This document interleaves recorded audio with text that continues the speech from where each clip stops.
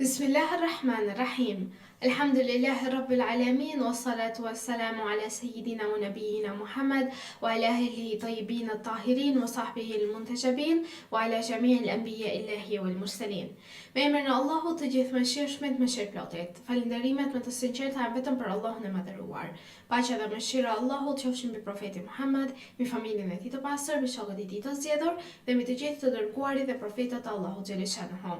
Të nderuar dëgjues dhe shikues, ju përshëndes të gjithëve me përshëndetjen e bukur islame. Assalamu alaikum wa rahmatullahi wa barakatuhu. Paqja, mëshira dhe begatit e Allahut qofshin mbi ju. Për ditën e sotme do të flasim rreth temës 35 etika me prindërit. Etika me prindërit është një nga shtyllat më të rëndësishme të fesë së pastër islame. Nga ato të rëndësishme të moralit në jetën e njeriut dhe veçanërisht të një muslimani besimtar.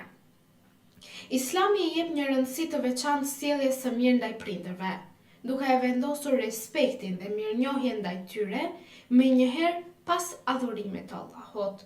Në shumë ajete të Kuranit, Allahu i lartësuar na urdhëron të sillemi mirë me prindërit dhe të jemi falënderues ndaj tyre për sakrificat dhe për kushtimin e tyre. Një nga këto ajete është Bismillahirrahmanirrahim. Zoti yt ka urdhëruar të mos adhuroni askënd tjetër përveç tij dhe të silleni mirë me prindërit. Ajeti 23 i surës Isra. Prindërit, pra të nderuar dëgjues dhe shikues, janë ata që na kanë sjell në jetë, që janë kujdesur për ne me përkushtim, me dashuri dhe durim të pamas. Nëna dhe babai, që nga dita e parë e jetës sonë kanë sakrifikuar gjithçka për të na arritur dhe për të na edukuar. Nëna në veçanti ka një vend të veçantë pasi ka duruar barrën e shtatzanisë, së lindjes dhe kujdesit të pandërprerë. Kurani na rikujton dhe vazhdon të na kujtoj si më poshtë. Bismillahirrahmanirrahim. Ne e kemi urdhëruar njeriu që të sillet mirë me prindërit e tij. Nëna e tij e ka mbajtur me vështirësi dhe e ka lindur me vështirësi. Ajeti 15 i surës Ahqaf. Etika me prindërit nuk kufizohet vetëm në fjalë të mira, por ajo përfshin dhe sjelljen, ndihmën dhe shërbimin ndaj tyre, veçanërisht kur ato plaken dhe kanë më shumë nevojë për kujdesje, për ndihmë dhe për shërbim ndaj tyre. Muslimani duhet të jetë i kujdesshëm që të mos i ofendojë as me fjalët dhe as me veprimet e tij, por gjithmonë të flasë me butësi dhe me respektin më të madh. Allahu xhaleshanuhu thot në Kuranin familjar, Bismillahirrahmanirrahim. Dhe mos u thuaj atyre uf, as mos i qorto, por thuaju fjalë të ndershme. Ajeti 23 i surës Isra. Profeti Muhammed, paqja dhe bekimet e Allahut qofshin mbi të dhe mbi familjen e tij, ka thënë: Lum ai që është bamirës ndaj prindërve të tij, sepse Allahu do t'i shtojë jetën dhe do t'i jap pasuri në dynja. Një nga format më të larta të etikës është falja dhe durimi ndaj gabimeve të prindërve, si dhe lutja e vazhdueshme për ta. Edhe nëse ata nuk ndajnë të njëjtin besim me ne, Islami urdhëron respektimin dhe sjelljen e mirë ndaj tyre, pa ju bindur në gjunahet nëse ato kanë rënë. Duaja për prindërit është një shenjë dashurie dhe mirënjohje, sepse besimtari musliman, siç e kemi thënë në emisionet e tjera, nëse ecën në rrugën e drejtë, nëse ecën në udhëzime, zemrën e ka të pastër, sepse në zemrën e tij është Allahu xhaleshanuhu, është ai i cili ka krijuar këto ndjenjat e bukura, dashurinë dhe mirënjohjen. Prandaj njeriu i cili është i respektueshëm ndaj prindërve të tij, bën dua për to në shenjë dashurie dhe mirënjohje. Allahu i madhëruar thot në Kuranin e shenjtë, Bismillahirrahmanirrahim, dhe thuaj: Zoti im, më mëshiro mua dhe prindërit e mi, ashtu siç më kanë mëshiruar mua kur isha i vogël. Ajeti 24 i surës Isra. Përveç kësaj, respekti dhe mirësjellja ndaj prindërve është një rrugë drejt kënaqësisë së Allahut dhe shpërblimeve të mëdha në këtë jetë dhe në botën tjetër.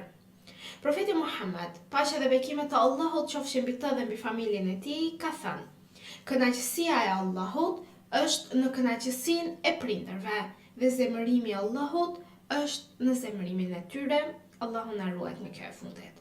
Kjo tregon fare qartë aziz se mirësjellja ndaj prindërve është një detyrim hyjnor dhe që ndikon drejt për së drejti në shpirtin dhe fatin tonë.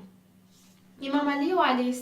ka thënë, të sillesh mirë me prindërit është më mirë se sa namazi, agjërimi dhe haxhi vullnetar njëkohësisht. Imam Sadiq a.s. ka thënë, nuk ka mëkat më të madh pas shirkut se sa të jesh i pabindur ndaj prindërve. Cilat janë të nderuar dëgjues dhe shikues këto 35 etika që njeriu duhet t'i zbatoj me prindërit e tij? E para, fikja e celularit në praninë e tyre. E dyta, dëgjimi me vëmendje i fjalëve të tyre. E treta, pranimi i mendimit të tyre. E katërta, pjesëmarrja aktive në bisedat e tyre. E pesta, shikimi i tyre drejt për së drejti me përullësi. E gjashta, lavdërimi dhe vlerësimi i tyre në mënyrë të vazhdueshme. Etika e 7, ndarja e lajmeve të mira me ta. E 8, mos komunikimi i lajmeve negative me ta. E 9, lavdërimi i miqve dhe atyre që ata i duan. E 10, kujtimi i vazhdueshëm i arritive të tyre. Komplimentimi i gjës më të vogël, sado e vogël të jetë, ti komplimentojnë prindërit tanë. E 11, tregimi i interesimit në bisedë edhe nëse ajo përsëritet. E 12, mos kujdesja e ngjarjeve të dhimbshme nga e kaluara. E 13, shmangja e bisedave anësore në praninë e tyre. 14, ulja me respekt përpara tyre, sepse ato janë prindërit tanë në fund të ditës dhe duhet të kemi respekt dhe mirënjohje ndaj tyre. E 15, mos nënvleftësimi i mendimeve të tyre. E 16, mos ndërprerja e fjalës së tyre dhe të flasin lirshëm pa i ndërprerë ne dhe t'i dëgjojmë deri në fund. Etika 17, respektimi i moshës së tyre dhe mos lodhja me nipër e mbesa. Etika 18, mos dënimi i nipërve, mbesave në praninë e tyre. 19, pranimi i çdo këshille dhe udhëzimi nga ata. T'i japin përparësi dhe epërsi në praninë e tyre.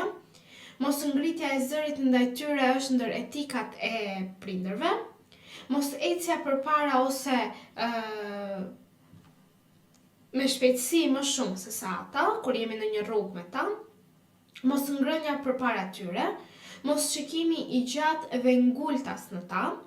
Krenaria me ta edhe nëse nuk janë të denjë për të.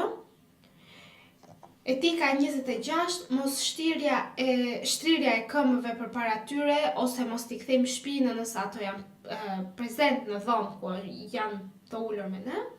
Etika 27, mos bërja e veprimeve që mund t'i çojnë në sharje. E 28, lutja për ta në çdo kohë. Mos shfaqja e lodhjes apo mërzisë para tyre. Mos qeshja nëse e gabojnë. Pra njeriu nëse sheh që prindërit e tij gabojnë, të mos qeshi. Sepse fund të ditës edhe ato njerëz janë, mund të gabojmë, sepse të gjithë gabojmë në fund të ditës, por të mundohemi që me fjalë të bukura, me fjalë të ëmbla t'i tregojmë prindërve tanë që ajo çfarë tha mund të jetë diçka e gabuar, por pa i vrarë ndjenjat e tyre, pa i shkaktuar pra një acarim, si të them në moment, por në një mënyrë të mirë që edhe ato të kuptojnë, por edhe ju t'ja keni të çuar mesazhin në mënyrë më të bukur. Ti shërbejmë atyre para se sa ato të kërkojnë shërbim prej nesh. Ti vizitojmë rregullisht dhe të mos i zemrojmë ata. Të përdorim fjalë të bukura në komunikim me ta. Thirrja me emrat që ata e duan më shumë, ta zbatojmë më shumë. Dhe etika e fundit, vendosja e tyre mbi çdo gjë dhe mbi gjithçka. Etika me prindërit është një nga virtytet më të mëdha të nderuar dëgjues dhe shikues në fenë e pastër islame. Ajo përfshin respektin, dashurinë, përkujdesjen, mirënjohjen dhe durimin ndaj tyre. Prindërit janë një dhuratë nga Allahu dhe ne jemi të urdhëruar të sillemi me ta në mënyrën më të denjë. Le të bëjmë çmos për të ruajtur këtë marrëdhënie të shenjtë, duke kërkuar gjithmonë kënaqësinë e Allahut dhe duke u lutur për ta, gjallë apo të vdekur, që ai t'i mëshiroj dhe t'i shpërblej për të gjitha sakrificat e tyre. Imam Bakr a.s. ka thënë, bamirësia ndaj prindërve dhe sjellja e mirë me njerëzit i zbusin llogaritë dhe i shtojnë vitet e jetës.